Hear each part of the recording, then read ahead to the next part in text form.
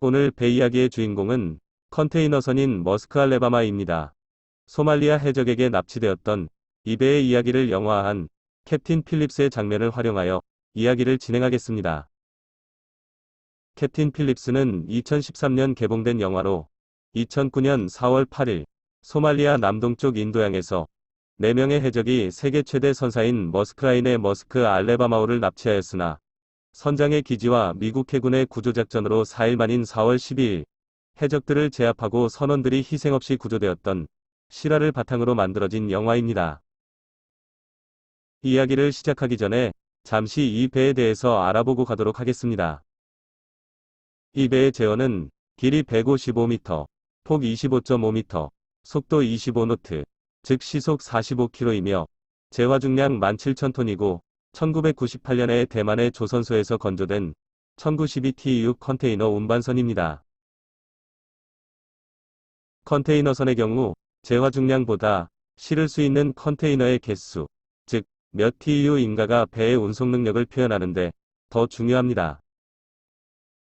TEU는 20풋 이퀴벌런트 유닛의 약자인데 도로에서 흔히 볼 수 있는 트럭에 실려가는 컨테이너 중 큰 것은 40피트이고 작은 것이 20피트입니다.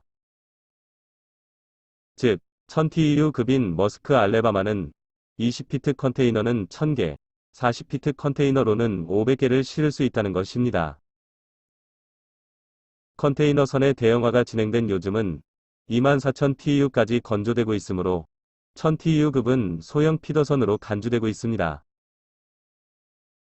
대형 컨테이너선이 지역 허브 항만으로 운송하면 소형 피더선들이 허브 항만에서 주변 지역 중소형 항만으로 분산 배송하는 형태로 사용됩니다. 자, 이제 영화 속으로 들어가 장면별 리뷰를 시작하도록 하겠습니다. 휴가를 마친 필립스 선장이 오만의 살랄라 항에서 머스크 알래바마에 승선합니다. 승선하면서 이것저것 살피던 필립스 선장이 침입방지 장치가 잠기지 않은 것을 발견합니다. Hey, good to see you, Cap. 브릿지로 올라간 필립스 선장은 치보피서와 인사를 나누고 항로에 대하여 이야기합니다. 아울러 부실한 보안 상태를 지적하고 보안 강화를 지시합니다.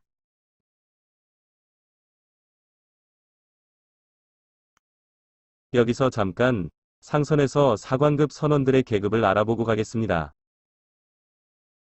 선장과 기관장은 같은 내주를 달고 있으나 선장은 항해사들의 탑이자 본선의 운영의 대표권을 갖고 있으므로 원탑에 위치해 있으며 기관장은 엔지니어들의 탑으로 기술 부문을 대표합니다. 칩메이트라고도 불리는 칩 오피서는 항해 파트의 넘버 2이며 실제 본선의 살림을 맡아서 하므로 선장과는 매우 밀접한 관계가 되어야 합니다. 이제 출항 준비를 마친 배가 부두를 떠나 항 밖으로 나아가려 합니다. 부두에 묶여있던 무어링 로프를 풀고 본선의 윈치로 무어링 로프를 감아 올립니다. 선장이 바우스러스터 폴스타보드를 지시하고 일항사가 조이스틱을 작동합니다. Bow thruster full stop. Bow thruster on. 부두의 암벽으로부터 서서히 배가 떨어지기 시작합니다. 선장이 데드슬로 어헤드를 지시하고 일항사가 텔레그래프를 움직입니다. 기관실에선 텔레그래프 신호를 받아 메인 엔진이 시동되어 저속으로 돌아가기 시작합니다.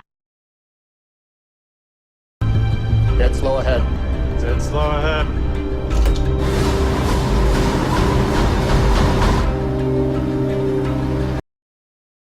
바우스러스터와 메인 엔진, 그리고 터그보트의 도움을 받아 배는 서서히 항구를 빠져나가 바다로 향합니다.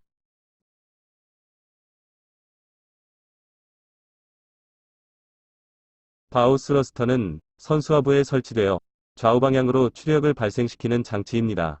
선박의 횡방향 움직임과 방향 전환에 도움이 되므로 접안 혹은 이안 시 예인선 사용을 줄일 수 있습니다. 이 배의 추진기관은 히다치에서 제작한 MAN의 7기통 저속 엔진입니다.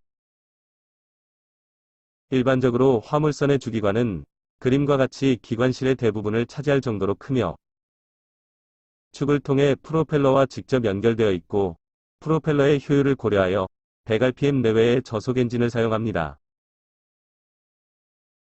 주 엔진은 텔레그라프를 사용하여 운전되며 엔진의 회전수는 데드 슬로우, 슬로우, 하프, 풀스피드의 단계별로 세팅되어 있습니다. 선박의 입출항 시에는 안전을 위해 그 항만의 지리와 환경에 익숙한 도선사가 승선하여 운항하여야 하는데 영화에서는 본선의 선장이 직접 지시하는 장면으로 표현되었음을 지적하고 가겠습니다.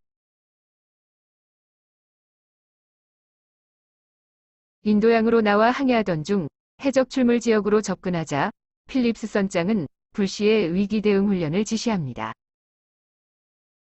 소화전의 호스를 상갑한 양현측에 미리 준비해 놓은 노즐에 연결하여 물대포로 쓸 수 있도록 준비하였습니다.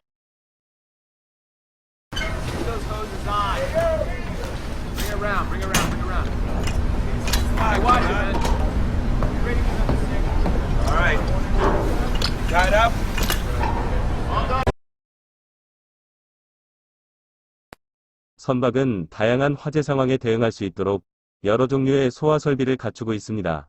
대표적으로 소화전은 선내 어느 곳에서도 사용 가능하도록 설치되어 있으며 특히 갑판 양현측의 소화전은 해적에 대항하는 도구로 유용하게 쓸 수 있습니다.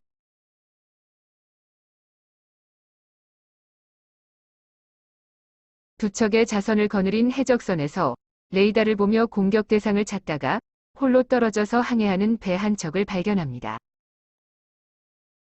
필립스 선장은 보트 두 대가 빠르게 접근하고 있는 것을 발견하고 배의 진행 방향을 바꾸어가며 보트들이 본선을 추격하는 것이라는 걸 확인합니다. 홀로 떨어져 있던 그 배가 바로 머스크 알래바마였던 것입니다. 안전한 우회항로를 두고 해적 출몰 지역으로 항로를 결정한 것은 거리 단축을 위해 위험을 무시한 필립스 선장의 잘못된 결정이었다고 다수의 선원들이 증언하였습니다.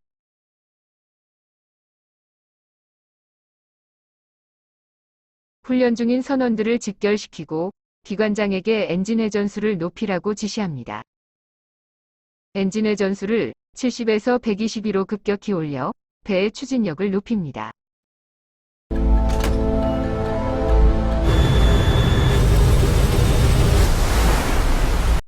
그러나 해적들 역시 속도를 높이며 두 대의 스키프가 추적을 멈추지 않습니다.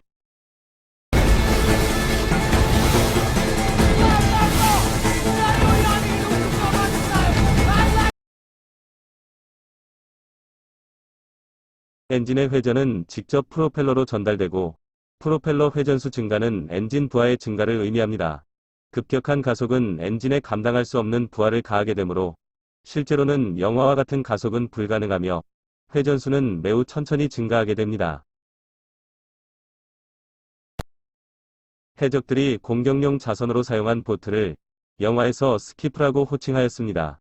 스키프는 바다에서 사용하는 소형 어선을 이르는 용어로 모비딕, 노인과 바다 같은 미국 소설에 등장하며 돛이나 노 혹은 엔진을 사용해 움직입니다.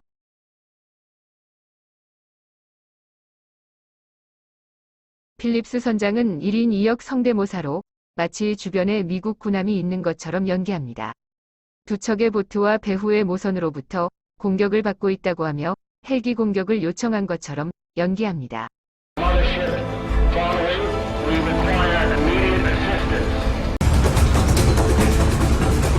공격조 보트 한 척은 겁을 먹고 배를 돌렸습니다.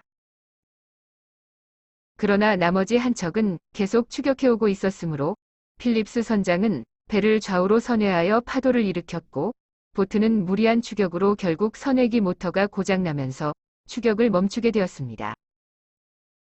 Port 5 degrees. Captain, a quarter mile now. Stop at 5 degrees. Stop at 5 degrees.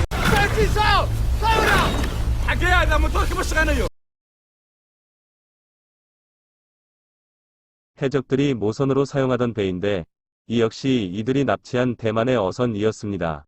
영화에선 실물보다 조금 작은 배로 촬영하였네요. 대만 어선 윈파 161은 사건 이틀 전인 2009년 4월 6일에 납치되어 모선으로 사용되었고, 결국 몸값을 지불하고 2010년 2월 11일에 풀려났습니다.